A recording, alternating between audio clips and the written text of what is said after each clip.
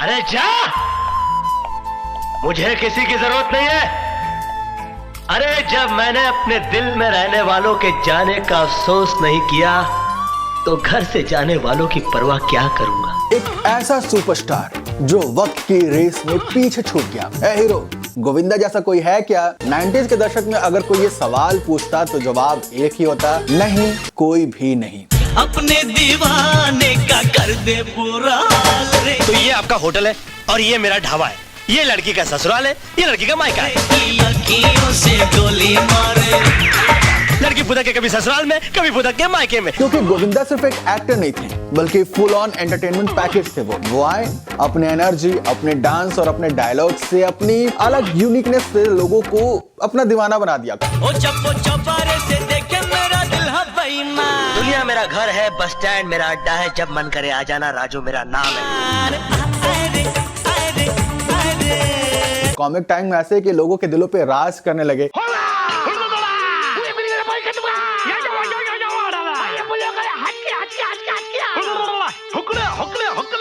अबे क्या रात भर उड़ू करते रहोगे, लड़ाई भी करोगे कि नहीं? अगर बॉलीवुड का एक्शन जो है वो शाहरुख, सलमान, आमिर और अजय के हाथ में था तो कॉमेडी का बादशाह सिर्फ एक था, वो है गोविंदा। उनका जादू ऐसा था कि थिएटर में सीटियां बजती, लोग हंस हंस कर लोटपोट हो जाते और डांस फ्लोर पर उनके स्टेप्स कॉपी किए जाते थे। बोल दीवानी ऐसे में दिल क्यों ना डोलेगा।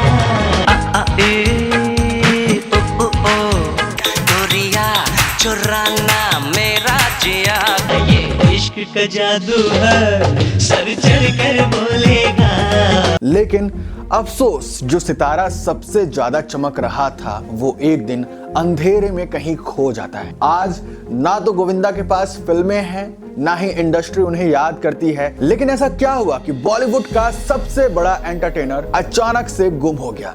क्या ये उनके गलत फैसलों का नतीजा था या फिर वाकई में बॉलीवुड में कुछ लोग बैठकर उनके खिलाफ साजिश रच रहे थे? आज के इस वीडियो में हम सबको जानेंगे। क्या गोविंदा की कहानी एक अधूरी दास्तान बन के रह जाएगी? ये कहानी एक सुपरस्टार की ऊंचाई पर पहुंचने और फिर धड़ाम से गिरने की।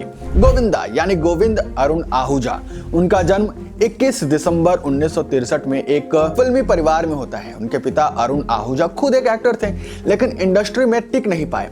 आर्थिक हालात इतने खराब हो गए कि उनका पूरा परिवार मुंबई के एक चौल में रहने को मजबूर हो गया। लेकिन कहते हैं ना, जो सपने देखने की हिम्मत रखता है वो उन्हें पूरे करने का जज्बा भी रखता है। गोविंदा ने अपने करियर की शुरुआत 1986 में फिल्म इल्जाम से की थी और ये फिल्म सुपरहिट रही थी। पहले ही फिल्म ने उन्हें स्टार बना दिया था, लेकिन फिर क्या हुआ? गोविंदा ने हत्या, खुदगर्ज, तेरे पायल मेरे गीत, शोला और शबनम जैसे हिट फिल्में दी। 1990 का दशक गोविंदा के लिए गोल्डन पीरियड हुआ। ये वो दौर था जब राजा बाबू, कुली नंबर 1, हीरो नंबर 1, बड़े मियां छोटे मियां, साजन चले ससुराल और आंखें जैसे फिल्मों ने उन्हें असली में नंबर 1 बना दिया। गोविंदा का चार्म ऐसा था कि हर फिल्म सुपरहिट हो रही थी। उनकी फिल्मों में कॉमेडी, इमोशन और डांस का ऐसा तड़का था कि लोग उनके डांस मूव्स को कॉपी करने लगे थे। किसी डिस्को में जाएं, तुम पे हम मरते हैं गाने जो है वो आज भी पार्टी में प्लेलिस्ट में आपको सुनने को मिल ही जाते हैं। उनके कॉमिक टाइम इतनी शानदार थे कि सलमान खान ने एक बार कहा था कि गोविंदा तीनों खान के बराबर हैं। उससे बेटर ना एक्टर आया है ना एक्टर आएगा, और वो है गोविंदा। गोविंदा की पॉपुलैरिटी इतनी ज्यादा थी कि उन्होंने एक समय में 70 से ज्यादा फिल्मों के लिए साइन कर लिया था। वो एक दिन में 4 से 5 फिल्मों की शूटिंग किया करते थे। उनके सामने अमिताभ बच्चन भी फीके लगने लगते थे। लेकिन कहते हैं ना कि सफलता अगर सिर चढ़ जाती है तो गिरावट बहुत तेज होती है। तो आखिर गलती कहां हुई?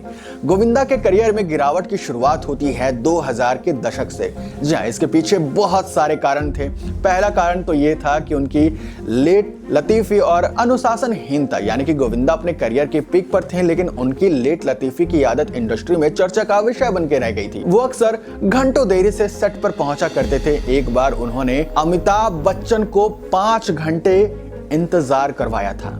सोच सकते हैं आप। ऐसे में फिल्म मेकर्स का उनके प्रति विश्वास कम होने लगा। दूसरा, गलत फैसले। गोविंदा को संजय लीला भंसाली ने देवदास में जैकी श्रॉफ वाला रोल ऑफर किया था, लेकिन उन्होंने इसे ठुकरा दिया। उन्होंने ताल फिल्म में अनिल कपूर वाला रोल भी करने से मना कर दिया था, क्योंकि उन्हें लगता था कि वे सिर्फ लीड रोल ही करेंगे, साइड रोल उनका काम नहीं है। लेकिन ये फैसले उनके करियर के लिए बहुत ही घातक साबित हुए। बॉलीवुड में राजनीति और गोविंदा के खिलाफ गुटबाजी। गोविंदा का मानना है कि बॉलीवुड में उनके खिलाफ साजिश रची गई। उन्होंने एक इंटरव्यू में कहा था कि कुछ लोगों ने मिलकर उनकी फिल्में जानबूझकर फ्लॉप करवाई हैं और उन्हें इंडस्ट्री से बाहर करने की कोशिश की है, क्योंकि वो बहुत पॉपुलर थे। चौथा, जो अजीबे गरीब दावे गोविंदा किया करते थे। जेम्स कैमरून की फिल्म अवतार में लीड रोल का उन्हें ऑफर हुआ था, लेकिन उन्होंने इसके लिए मना कर दिया, क्योंकि वे अपनी बॉडी पर ब्लू पेंट नहीं करवाना चाहते थे। इस दावे के बाद से इंडस्ट्री और पब्लिक ने उन्हें सीरियसली लेना बिल्कुल ही बंद कर दिया। वो मीम का पात्र बनने लगे, लोग मजाक उड़ाने लगे। पांचवा, राजनीति में कदम और असफलता। गोविंदा ने 2004 में राजनीति में कदम रखा और कांग्रेस पार्टी से चुनाव लड़ा। वो सांसद भी बन गए, लेकिन उनकी परफॉर्मेंस बहुत ही खराब रही।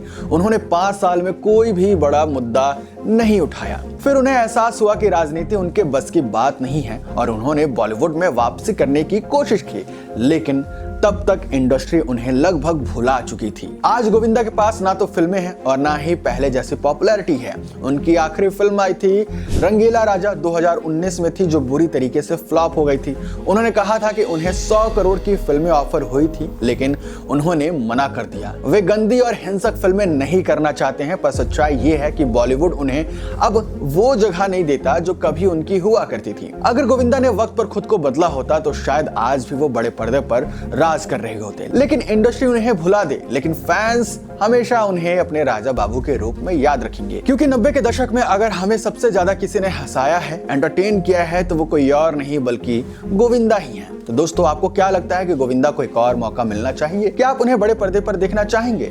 मैं देखना चाहूंगा भागम भाग के सीक्वल में, मैं देखना चाहूंगा और बहुत सारे एक्सपेरिमेंटल रोल्स में। कमेंट करके बताइए कि आपकी फेवरेट फिल्म कौन सी है।